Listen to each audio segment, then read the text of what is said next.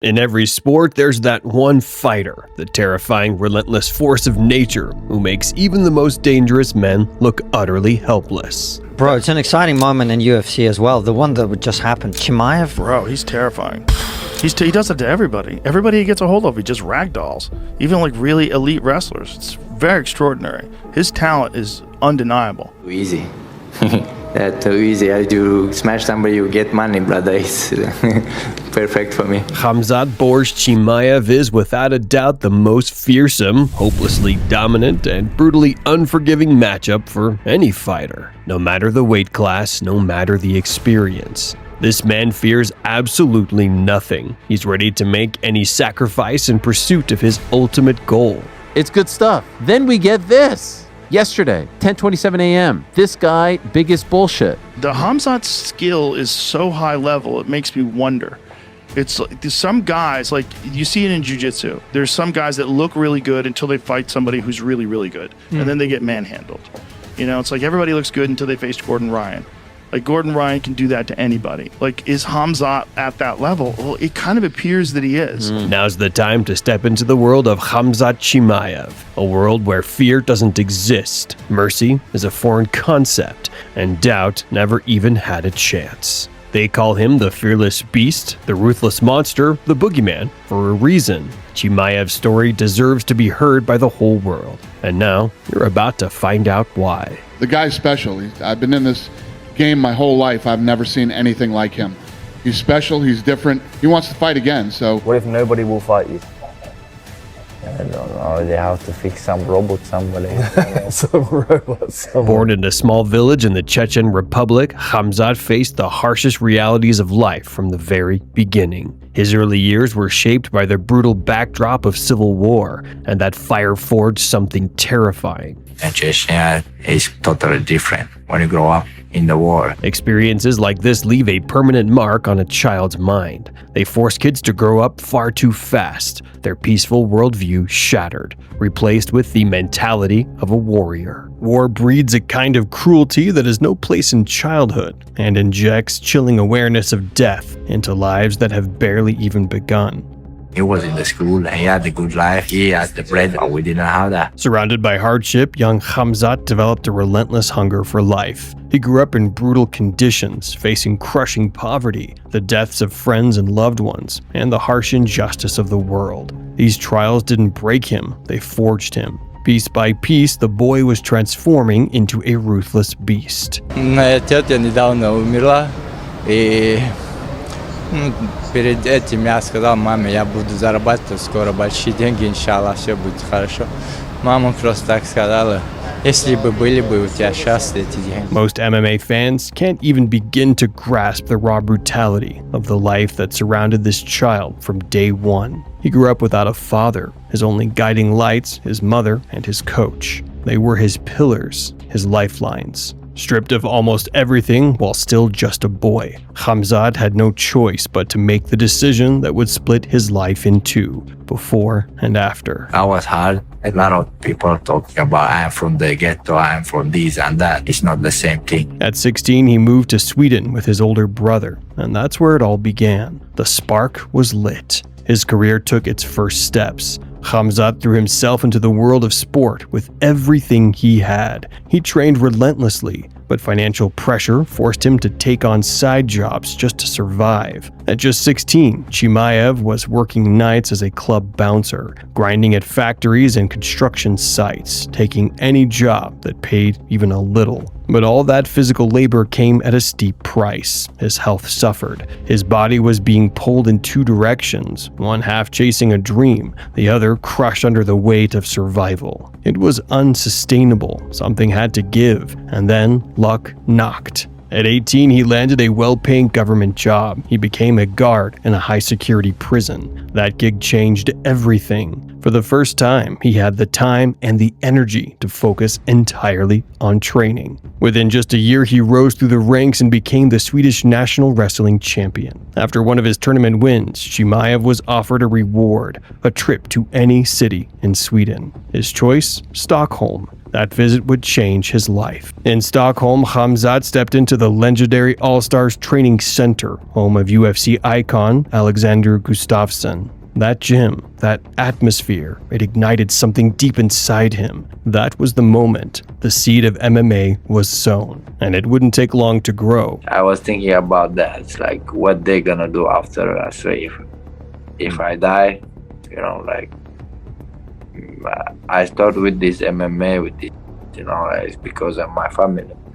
I want to make some good life for them. In just 2 years, Chimaev stormed through the European MMA scene, racking up 6 straight wins and leaving a trail of destruction in his wake. He wasn't just winning, he was dominating. Among his victims, none other than Ikram Aliskerov. His intimidating presence, raw charisma, and ruthless fighting style quickly made him a local sensation. And it didn't take long for the biggest leagues in the world to take notice.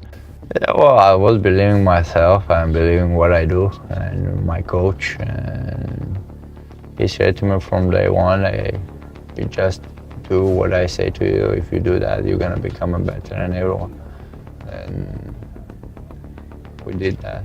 We do it still and do it. That's when the call came. The UFC, the pinnacle of the fight game, offered Khamzat a developmental deal. They saw the potential, but wanted to make sure. Was this Chechen destroyer really as good as the hype? Well, spoiler, he was better. In a span of just 10 days, Khamzat stepped into the octagon twice, finished both opponents with ease, and walked away with 2 performance of the night bonuses. All the fights that I've had, you've had guys that'll be like, yeah, I'm going to turn around. I want to turn around fast, and you know, let me see how I feel tomorrow. Let me talk to my team. Let me do this. Let me do that. This guy's like, I want to fight again here on Fight Island. I was like, really? So you want to fight again while we're here? And he's like, yeah. So I turned him around. I called everybody and said, I'm going to do it. We're going to turn this kid around. Just like that, a star was born, but he wasn't done. By September, the Chechen Wolf was back. This time, he flattened American Gerald Meerschaert with a vicious one-punch KO. Another bonus, another statement. This was the night the UFC made it official, offering Chimaev a full contract with bonus incentives. His fearlessness, his hunger to fight any day of the week, and his devastating efficiency left even UFC President Dana White seriously impressed. The chances are good. The guy wants to fight again. He just took him 17 seconds. He didn't really have a lot of time to train. We flew him in here.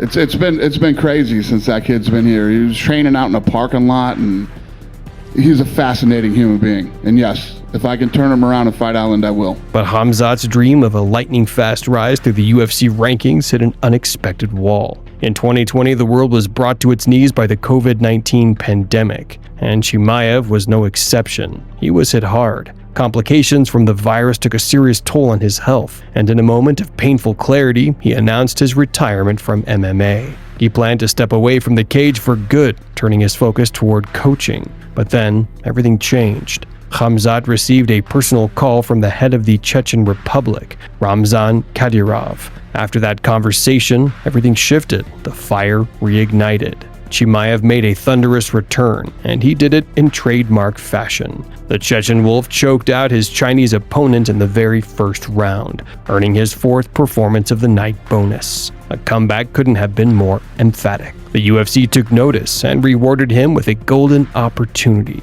a shot to break into the elite of the welterweight division. Standing in his way, none other than the number 2 ranked contender, Gilbert Burns. He said, oh, he's mad. Oh, Fuck your ass. He hit the table. The fuck. See you Saturday, buddy. I can see you every minute. Come on backstage, smash your face. What followed was a brutal war. For the first time, we saw Chimaev's championship heart put to the test. Gilbert was a veteran, a technician, and criminally underrated. And I believe I'm going to get a win, but the hype will be over on Saturday. What do you think about that, Khamzat? I kick your ass and his ass together. Come in the cage. I've seen them all. I've seen the good ones. And this kid has it. He is a wrecking ball. I mean, this is domination. It really is. This kid is special. He's different than any fighter I've ever seen. You know, when you talk about world class, you talk about Gilbert Burns, he's world class everywhere. And as it turned out, Chimaev wasn't fully prepared for what stood across the cage. The fight kicked off in a blaze, both men standing toe-to-toe, trading bombs from the very first second. This wasn't a chess match, it was a war, and the tone was set early. Within the opening minute, Chimaev absorbed more strikes than he had in all of his previous UFC fights combined. It was uncharted territory. Both fighters battled for control, refusing to back down, meeting each other head-on with raw aggression. But as the round came to a close, boom, Chimaev landed a clean right hand, and Burns hit the canvas. A knockdown to end a brutal round 1. Round 2, just as savage. This time it was Chimaev who got dropped early. The Chechen warrior tasted the canvas, but rose with fire in his eyes. He had another shot to finish Burns, and came close, so close, but the Brazilian just wouldn't go down. Every strike landed with intent, but Burns kept standing. For the first time in his career, Khamzat was dragged past the second round. For the first time, he couldn't finish his opponent. Oh my goodness! He tagged him with that right hand. Oh, he almost tagged him with that second one. Pretty good counter right from Gilbert. This is the craziest fight that I have ever called. 100%. Burns still throwing fire, blood in that right eye causing issues. Oh! Khamzat tagged him. What a fight! Khamzat Chimaev and Gilbert Burns go the full 15, and a nice display of... But in the end, the judges spoke loud and clear. A unanimous decision win for Borz. Still undefeated, still rising, and now officially among the elite. But the lack of a finish and the first signs of vulnerability caused the buzz around Chimaev's name to cool off. Some fans even rushed to write him off entirely, doubting whether the once feared phenom was truly destined for greatness. For me, it doesn't matter. There are 2 weight class waiting for me, like 84, 77. I can make, I can go fight 93 kilos. I did sparring with the guys who is top 10 now in the 93 kilos. But don't say, I doesn't want to say the names for these guys, but the guys know when they did spar with me what's happening there. Chimaev had heard enough. Determined to prove his star power and silence the doubters, he aimed higher and signed on to fight none other than the infamous Nate Diaz. But this wasn't just a fight, it was a powder keg. But just, he said he's gonna slap me. I have to show him how Chechen slap, you know, No, not good. Nate brought his signature disrespect, media trash talk, and wild public antics, and things quickly spiraled out of control. What was supposed to be a headline bout turned into a full-blown circus. The Chimaev versus Diaz showdown became chaos, pure, unfiltered mayhem, and the UFC was struggling to keep a lid on it. I don't even know what to call it.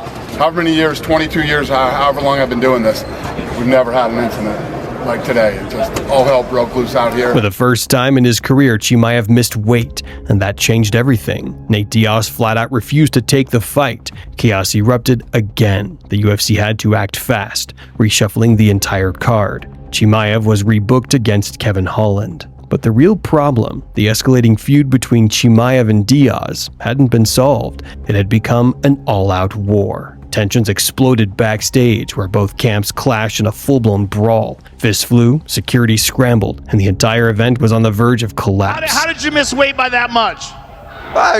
They stopped that shit. I don't know. I want to more continue that shit. Hey, this is Chechen, motherfucker. Shut up, guys.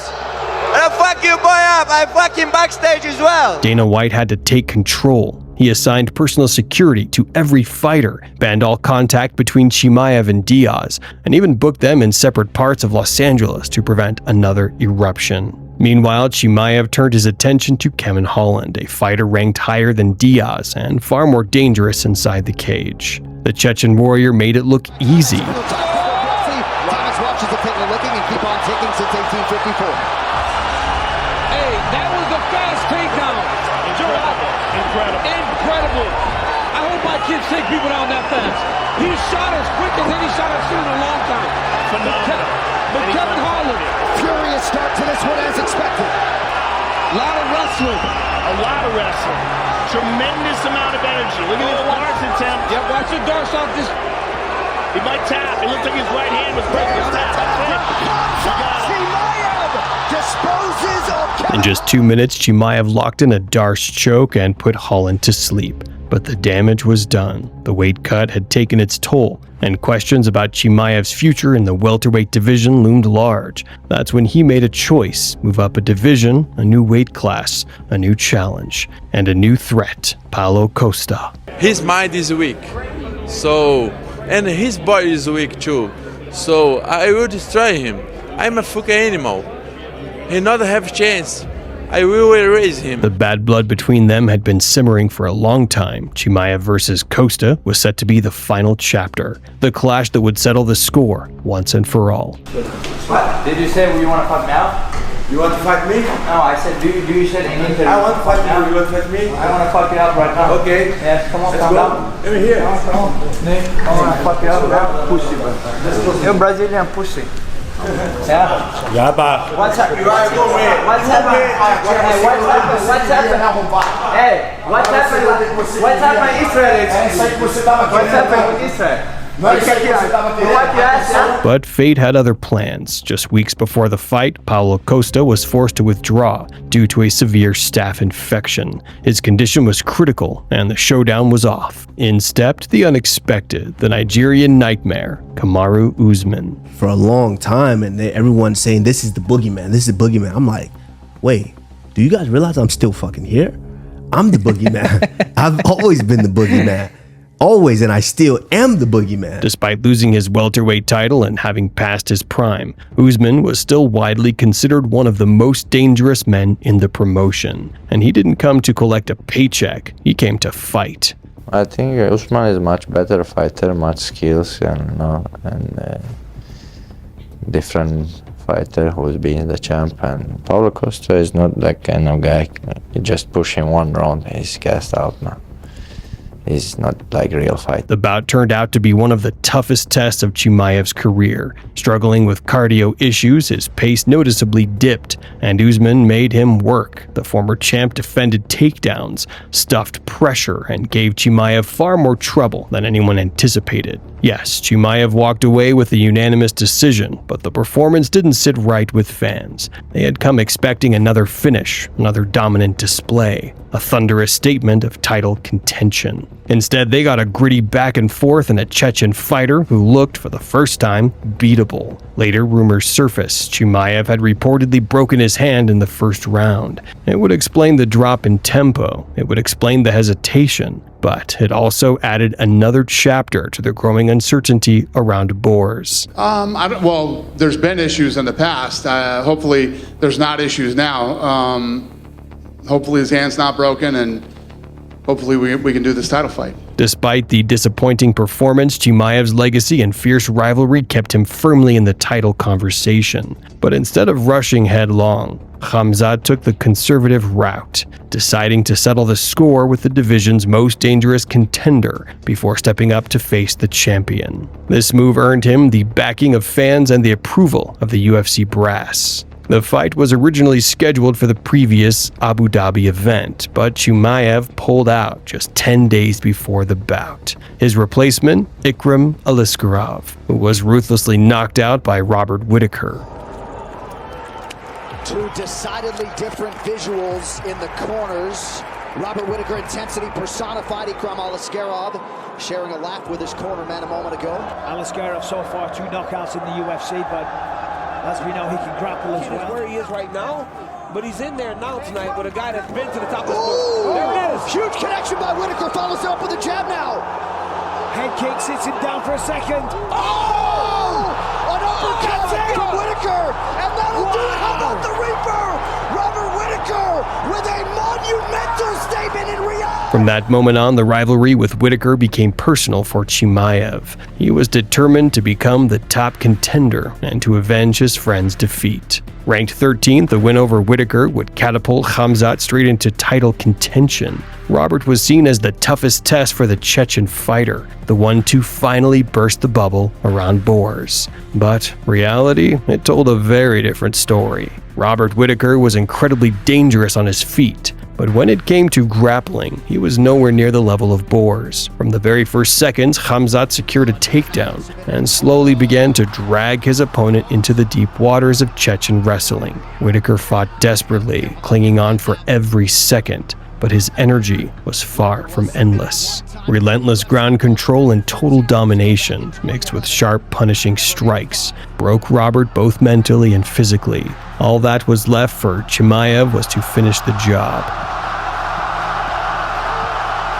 Chimaev taking his time, maybe trying to get an elbow home right on the Erie lands. He tapped!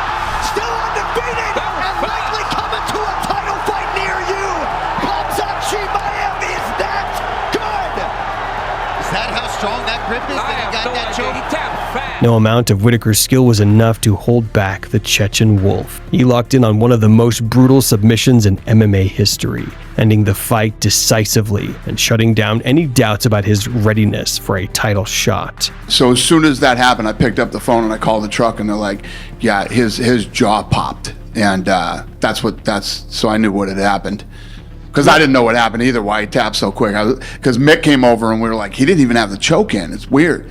Yeah, he popped his jaw. And so it was, when you do that, like it splits and the teeth get all messed up. Rob has that right now. Because this was like Chimaev got the blade of his forearm across the jaw, and it was like just crushing those teeth, and it goes into his mouth. You saw the photo? Yeah. What it looks like? Pretty relevant. If Chimaev's not ranked #1, why would he be fighting for an interim belt? It makes it kind of hard to tell me why he's fighting for the undisputed belt. We all know that Chimaev should be. We all know Chimaev's the great threat. It is stunning to me that he's not ranked #1. After countless debates about his next opponent, UFC finally gave Khamzat what he deserved, a title fight. The showdown with reigning champion Dricus du Plessis is set for mid-August. To the United Center in Chicago, Illinois, August 16th for the first time in 6 years. In the main event, the middleweight champion Dricus du Plessis will defend his belt against Khamzat Chimaev. Yeah, I'll just out-wrestle him. Yeah, that's a game plan. Yeah, sounds good. What do you think? Can DDP stand up to Khamzat Chimaev, or will the Chechen Wolf utterly dismantle the dominant champ? Is Dricus ready to face a fearless monster who stops at nothing to achieve his ultimate goal? Drop your thoughts in the comments. Thanks for watching. See you next time.